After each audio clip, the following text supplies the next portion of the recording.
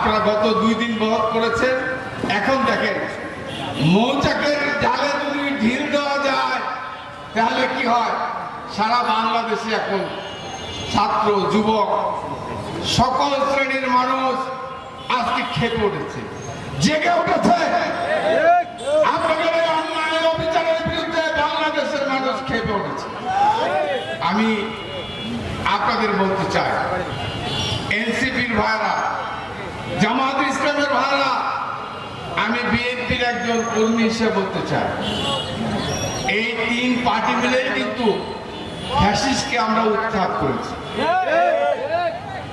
আজকে আমরা আমাদের মধ্যে কি এমন হলো যার জন্য আপনারা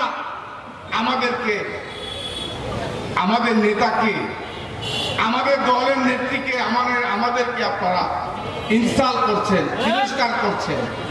এটা কি ভালো হচ্ছে?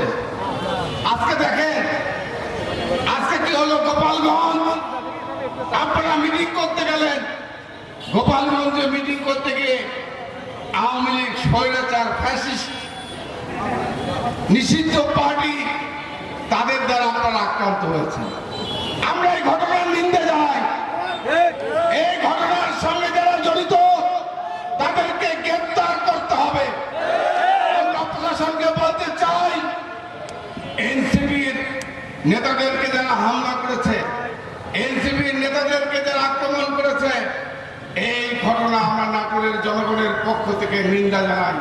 তাদের আক্রমণ যারা করেছে তাদেরকে গ্রেফতার করতে হবে অতি শীঘ্র।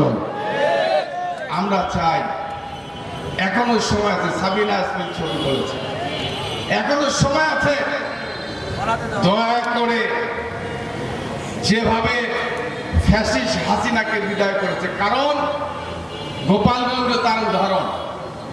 আজকে যদি আমরা নিজেরা হানাহানা করি, আমরা নিজেরা বিভেদ সৃষ্টি করি, এই ফ্যাসিস্টটা কিন্তু এখনো চুপ করে আছে। এরা কিন্তু আবার জেগে উঠবে। জেগে উঠলে কিন্তু আমরা ঐক্যবদ্ধ না হলে তাদের সাথে পেরে উঠবো না।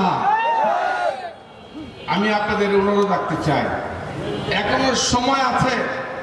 জামাত, এনসিপি সহ বাংলাদেশের সকল রাজনৈতিক দলের কাছে আমাদের আহ্বান, অতি শীঘ্রই আপনারা নিজেরা বসে কিভাবে এই ষড়যন্ত্রকে মোকাবেলা করা যায় তার ব্যবস্থা করেন। না হলে বাংলাদেশের গণতন্ত্র আজকে এই জালে যে আটকিয়ে যাচ্ছে, এবার যদি আটকিয়ে যায়, 17 বছর আমাদেরকে কষ্ট করতে হয়েছে। জানি না আবার কত 17 বছর আমাদেরকে অপেক্ষা করতে হবে। এই জন্য আমি সকলকে বলতে চাই, আপনারা সাবধান হয়ে যান। কারণ আমি ছাত্র ভাইদের বলতে চাই, আপনারা জানেন 1952 সালের ভাষা আন্দোলন, এই বাংলা ভাষায় কথা বলছি আমরা, এই ছাত্ররা